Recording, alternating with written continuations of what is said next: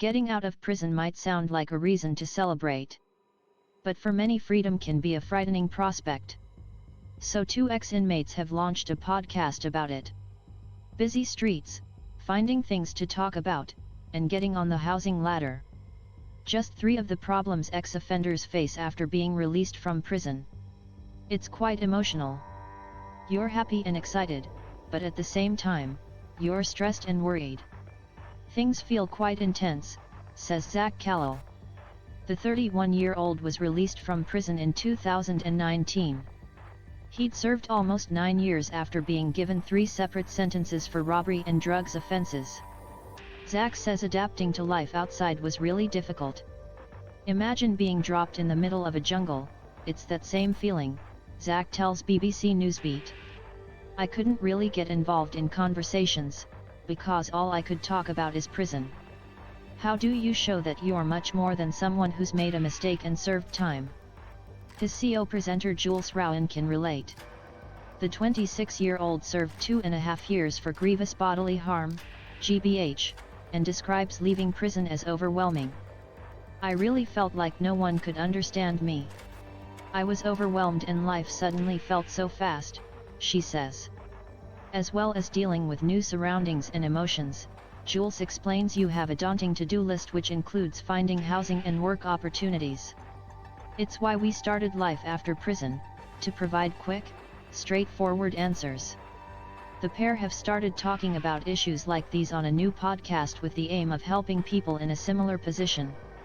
The podcast is funded by charity the Prison Radio Association, with topics such as convictions, finding accommodation, and employment tips all being covered. We always hear from a professional that works in an organization or charity and they provide direct answers to questions we get, Jules says. Inmates have access to prison radio, with it broadcasting 24/7 to inmates in more than 100 prisons across England and Wales. It's a service Jules describes as a big help but says support is also needed on the other side. I think you need help when you're in there because you're not around your family or friends, she says. But when you're outside, you need just as much, and it's not always there. And she believes a lack of help is one of the reasons why people reoffend. There isn't support, so you're on your own. National Prison Radio points out that Zach and Jules have both served their sentences and, in their view, are now doing a job that is giving back to society. And despite it focusing on ex-offenders, Zach wants Life After Prison to be a podcast for everyone. If you have a loved one or friend who has spent time inside, this will help you understand their journey, he says. On a personal level, Zach says it's helped his relationship with his mum, who has featured on an episode. It opened a dialogue for me and her to talk about our experience because that's something we've never talked about before. For Jules, her wish is that the podcast gets people talking.